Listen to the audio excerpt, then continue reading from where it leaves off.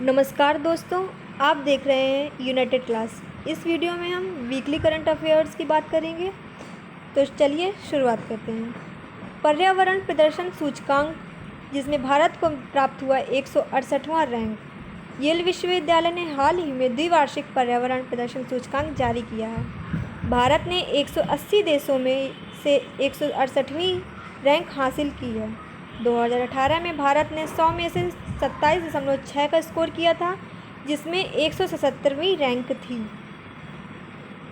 भारत जलवायु परिवर्तन के मामले में 106वें स्थान पर और दक्षिण एशियाई क्षेत्र में दूसरे स्थान पर है। बात करते हैं पैंगोंग झील की, जो कि चर्चा में बनी हुई है भारत और चीन के विवाद के कारण। तो क्या हुआ है इसमें? भारत और चीन के बीच विवादित क्षेत्र ज़्यादातर भूमि से गुजरता है। हालांकि पैंगोंग त्सो झील अद्वितीय है, जहां विवादित सीमा पानी से गुजरती है। झील का प्रमुख सामरिक महत्व नहीं है, हालांकि झील चुशुल के रास्ते में है। भारत ने हाल ही में चंडीगढ़ तथा गुवाहाटी में ट्विन कमांड मुख्यालय स्थापित किया है और 90,000 सैनिक को तैनात किया है। यह सैन्यकर्मी प्रशिक्षित पर्वतारोही हैं। सीमा में भारतीय सैनिकों की पहरेदारी में मुद्दा शुरू हुआ था। ऐसा इसलिए होता है क्योंकि सीमा विवाद अनसुलझा है और कुछ सीमावर्ती क्षेत्रों का अभी तक सीमांकन नहीं हुआ है।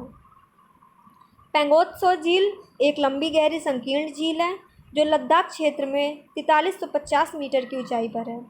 यह झील 134 किलोमीटर लंबी तथा 5 किलोमीटर चौड़ी है।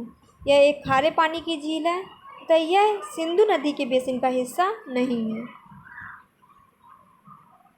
गैरसैंण बनी उत्तराखंड की ग्रीष्मकालीन राजधानी।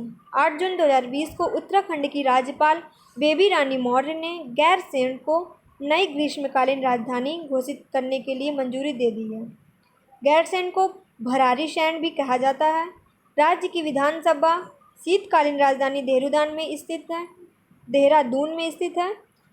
उत्तराखंड राज्य का गठन भारत के 27वें राज्य के रूप में किया गया था।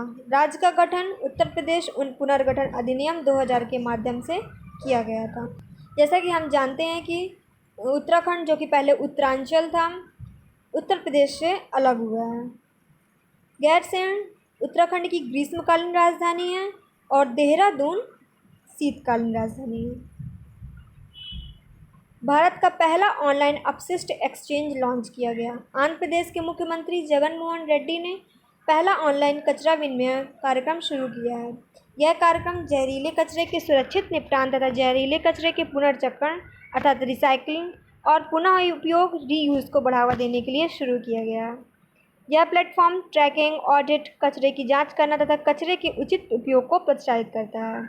यह प्लेटफॉर्म 6R के सिद्धांतों पर काम करता है, जो कि reuse, recycle, reduce, redesign, refurbish तथा रीमैन्युफैक्चर का पालन करेंगे। 8 जून को मनाया गया विश्व महासागर दिवस।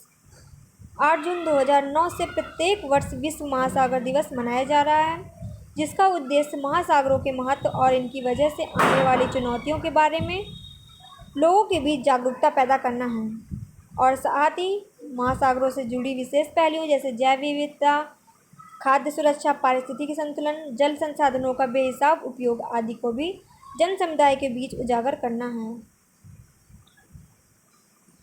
तो हम अब बात करते हैं मिशन सागर की। भारतीय नौसेना का जहाज केसरी मिशन सागर के तहत कोविड-19 संबंधित दवाएं प्रदान करने के लिए सेशल्स में पोर्ट विक्टोरिया पर पहुंच गया है। भारत ने दक्षिणी हिंद महासागर में देशों को खाद्य पदार्थ उपलब्ध कराने के लिए मई 2020 में मिशन सागर की लॉन्च की थी। मतलब इसकी शुरुआत कब हुई थी? मई 2020 में। यह मिशन पीएम मोदी के सागर दृष्टिकोण से प्रेरित है, जिसका पूर्ण स्वरूप होता है security and growth for all in the region है। जावेद अख्तर बन गए रिचर्ड डॉकिंस पुरस्कार प्राप्त करने वाले पहले भारतीय कवि तथा लेखक जावेद अख्तर 2020 के लिए प्रतिष्ठित रिचर्ड डॉकिंस पुरस्कार प्राप्त करने वाले पहले भारतीय बन गए हैं। इस पुरस्कार का नाम अंग्रेजी विकासवादी जीव विज्ञानी रिचर्ड डॉकिंस के नाम पर रखा गया है। यह विज्ञान, शिक्षा या मनोरंजन के क्षेत्रों के उन लोगों को प्रदान किया जाता है जो सार्वजनिक रूप से धर्मनिरपेक्षता, तर्कसंगतता, और वैज्ञानिक सत्य को बढ़ावा देते हैं। इस पुरस्कार का पहला संस्करण द फर्स्ट एडिशन वर्ष 2003 में प्रदान किया गया था। रिचर्ड डॉकिंस पुरस्कार एथीस्ट अलायंस ऑफ अमेरिका, जो कि एक एनजीओ है, द्वारा प्रदान किया जाता है। यह पुरस्कार उन प्रतिष्ठित व्यक्तियों को प्रदान किए जाते हैं जो विज्ञान, शिक्षा या पर्यावरण की संबंध से संबंधित हैं और तर्कसंगता, धर्मनिरपेक्षता के वैज्ञानिक सत्य को बनाए रखने के मूल्यों के लिए कार्य करते हैं। अब हम बात करेंगे कोरोबॉट की। भारत में पहला इंटरनेट नियंत्रित रोबोट बनाया गया। ठाणे के एक इंजीनियर ने एक इंटरनेट नियंत्रित रोबोट विकसित किया है। यह रोबोट कोविड-19 रोगियों के इलाज करने वाले अस्पतालों की ज़रूरतों को संबोधित करेगा। इस रोबोट को कोरोबॉट नाम दिया गया है। यह स्वतंत्र रूप से भोजन, पेय पदार्थ, पानी, दवाइयाँ वितरित कर सकता है। यह रोबोट नर्सों, कर्मचारियों तथा अन्य की देखभाल करने वाले लोगों की भी सहायता के बिना मरीजों को अच्छी सलाह देता है। कल्याण में होली क्रॉस अस्पताल में पहली बार इस कोरोबॉट का तैनात किया गया है।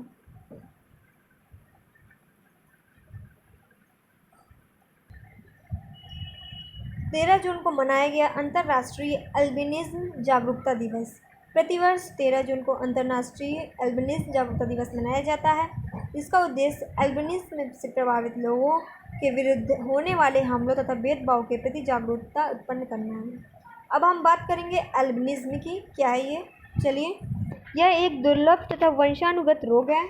इस रोग से पीड़ित व्यक्ति की त्वचा, बाल तथा आँखों में आंशिक अथवा पूर्ण रूप से मेलानिन पिगमेंट नहीं होता है। एल्बिनिज्म किसी भी लिंग अथवा नस्ल के व्यक्ति को प्रभावित कर सकता है। इसका कोई उपचार नहीं है। त्वचा में मेलानिन न होने के कारण प्रभावित व्यक्ति सनबर्न तथा त्वचा कैंसर से पीड़ित हो सकता है। यह फोटोफोबिया, एम्ब्लोफोबिया, निग्मेटोस जैसे नेत्र रोग से भी संबंधित है। एल्बिनिज्म से प्रभावित व्यक्ति की त्वचा पर सफ़ेद धब्बे होते हैं अथवा कई बार पूर्ण त्वचा ही सफ़ेद हो जाती है। इसके कारण एल्बिनिज्म से पीड़ित लोगों को कई प्रकार के भेदभाव का सामना करना पड़ता है। मेलानिन वह पदार्थ है जो हमारी त्वचा के रंग को प्रदान करता है। यह न्यूक्लिक एसिड से बनता है। 12 जून को मनाया गया विश्व बाल श्रम निषेध दिवस।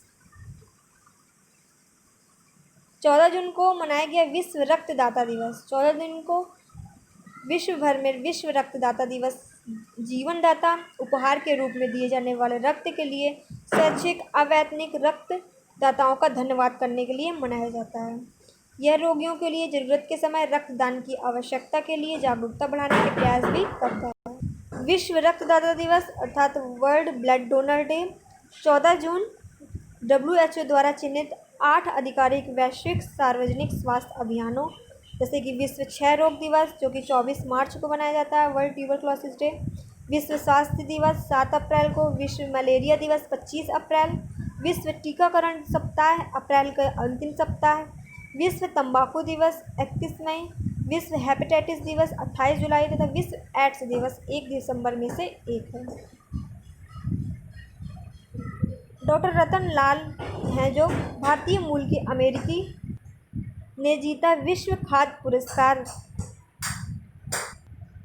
जो कि भारतीय मूल के अमेरिकी वैज्ञानिक थे। 11 जून को भारतीय अमेरिकी मृदा वैज्ञानिक डॉक्टर रतन लाल ने खाद्य उत्पादन को बढ़ाने के लिए मृदा केंद्रित दृष्टिकोण को विकसित करने के लिए विश्व खाद्य पुरस्कार जीता है। विश्व खाद्य पुरस्कार कृषि के क्षेत्र में नोबेल पुरस्कार के बराबर माना जाता है। डॉक्टर लाल को $2,50,000 की पुरस्कार राशि मिलेगी। बात करेंगे चैलेंजर डीप की। ये हाल ही में चर्चा में रहा है, क्यों आप जानते हैं।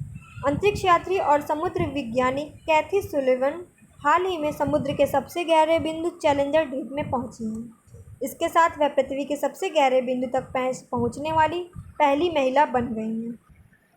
1984 में कैथी ने अपने अंतरिक्ष की शुरुआत की और अंतरिक्ष में चलने वाली पहली महिला बनी। अब चैलेंजर डीप तक पहुंचकर उन्होंने नया रिकॉर्ड बनाया है। चैलेंजर डीप पृथ्वी के समुद्र तल का सबसे गहरा बिंदु है। यह 10,902 मीटर की गहराई पर है। इसका नाम ब्रिटिश रॉयल नेवी सर्वे शिप HMS चैलेंजर के नाम पर रखा गया है, जिन्होंने इसकी पहली बार गहराई दर्ज की थी।